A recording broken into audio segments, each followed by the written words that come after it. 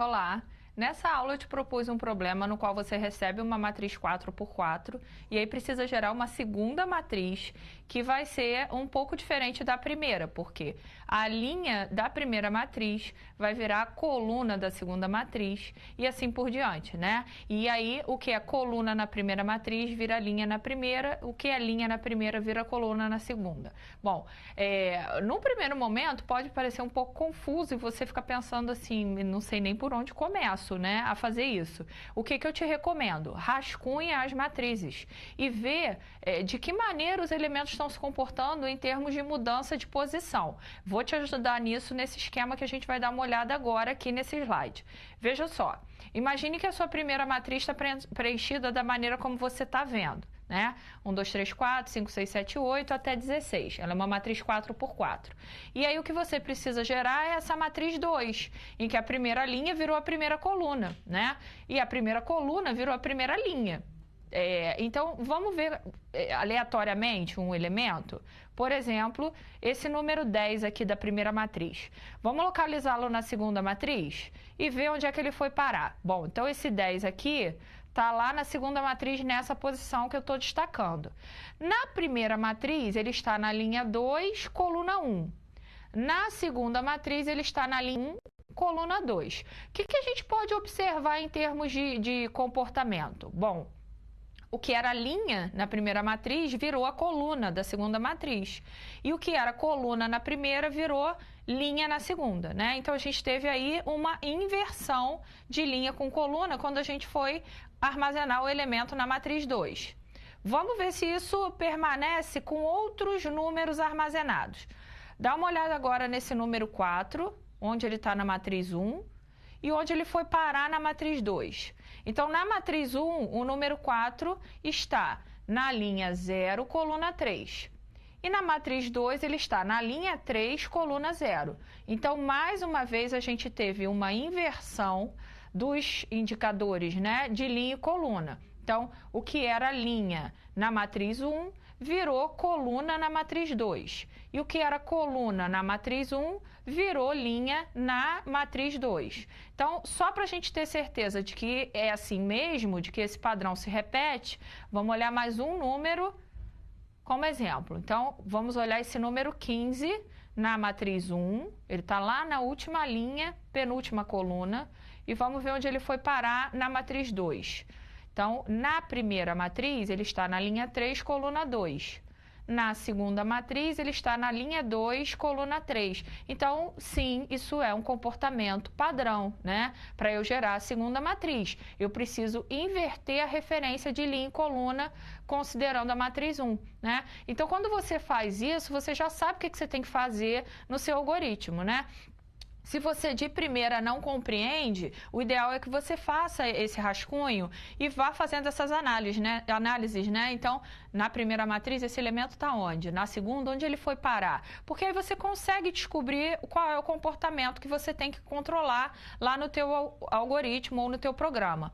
Então, vamos ver que o algoritmo vai precisar de variáveis para controlar linha e coluna, né? Que a gente tem chamado de linha e col. Novamente, eu ressalto que esses nomes não são obrigatórios. Eu posso chamar de L e C, posso escrever linha, coluna, posso chamar de ind1 e ind2, o que você achar melhor para te fazer lembrar que essas são as variáveis para controlar as posições da matriz em termos de linha e coluna. E aí eu tenho duas matrizes, M1 e M2, com as mesmas dimensões, né? Elas são matrizes quadradas com 4 linhas e 4 colunas. As matrizes quadradas têm a mesma quantidade de linha e de colunas. Então, definidas as variáveis, eu vou fazer as estruturas repetitivas que vão controlar as linhas e colunas da matriz. Então, comecei de novo pela estrutura repetitiva da linha. Então, isso quer dizer que eu vou controlar linha a linha da matriz e não coluna por coluna. Então, eu preciso primeiro preencher a matriz 1, né? Então, eu crio o para controlar a linha, que vai começar de 0, e vai repetir enquanto a linha é menor ou igual a 3. É uma matriz 4 por 4, lembra? Então, começa na linha 0 e a última linha é a 3. E vou variar de 1 em 1, fazendo aquele lim mais de incremento. E aí, vou abrir uma nova estrutura repetitiva, dessa vez para controlar a coluna. Então, igualzinho ao laço da linha, porque é uma matriz quadrada, né? Tem a mesma dimensão. Então, col recebe 0, vou repetir enquanto col menor ou igual a 3 e vou fazer col mais. Aí eu faço nas linhas 5 e 6 aquele parzinho, né? Padrão de escreva-leia. No qual eu mostro uma mensagem para o usuário e peço para ele me informar um valor e esse valor vai parar em algum lugar. Aqui no nosso exemplo vai parar na matriz M1. Então eu coloco na tela para ele, informe a posição, e aí eu digo qual posição da matriz eu estou lendo, porque serão muitos valores, né? E aí eu não quero que ele se confunda. Então informe a posição 0,1, 0,2, 0,3 e por aí vai. E guardo na matriz 1. Nesse momento em que eu já sei que a matriz 2 precisa ser gerada a partir da matriz 1 e que o que é linha na 1 vira coluna na 2 e o que é coluna na 2 vira linha na 1, eu posso fazer essa linha 7 que a gente está vendo aí. Então, M2 recebe M1. Mas qual posição de M2 recebe qual posição de M1?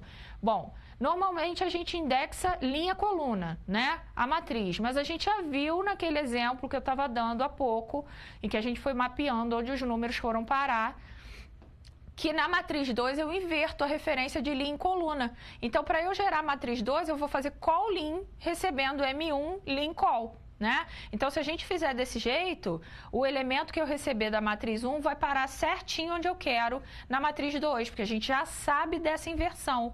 Linha e coluna se invertem para eu poder colocar o elemento no lugar certinho da matriz 2, certo? Então, eu recebi a matriz 1, já posso gerar 2, não preciso de uma outra estrutura repetitiva para isso. Posso aproveitar, já recebi o elemento da 1, deixa eu logo colocar ele na posição correta da 2. Certo? Então, olha que facilidade, gente. Uma linhazinha vai me fazer gerar essa matriz 2, né? No primeiro momento, você pode ter pensado que era algo assim, absurdo de fazer, complexo, mas é super simples. Então, é aquela estrutura repetitiva que recebe dados e armazena na matriz inteira, e essa linhazinha vai fazer a matriz 2 sair do jeito que eu quero.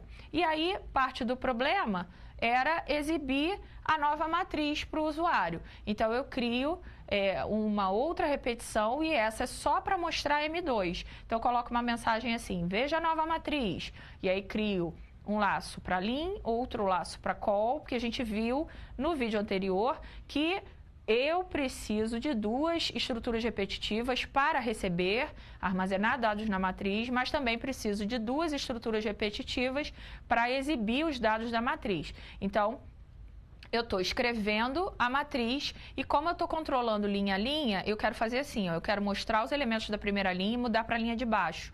Então, vejam que eu fico presa nesse para, que vai da linha 4 a 7, mostrando que está na primeira linha. Quando eu sair dele, é porque eu já mostrei a primeira linha, então eu faço um escreva contra barra N para eu passar para a linha de baixo, tá?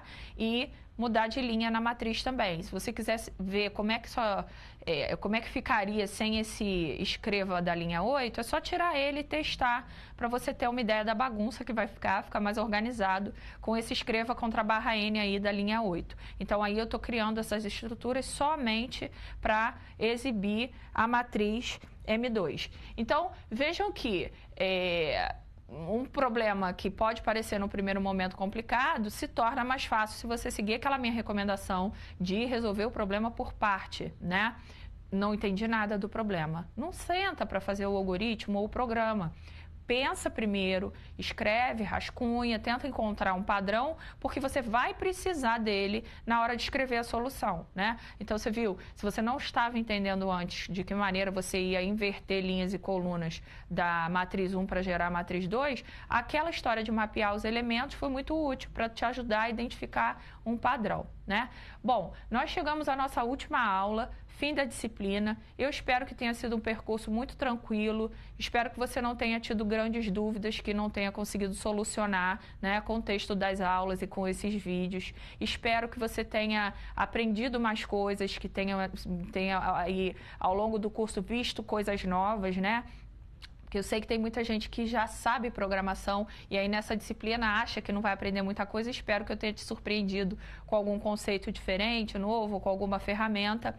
E espero que vocês tenham bastante sucesso na programação ao longo da graduação. Essa foi a primeira de muitas disciplinas de programação, né? Há muito o que estudar nessa área e eu te desejo boa sorte.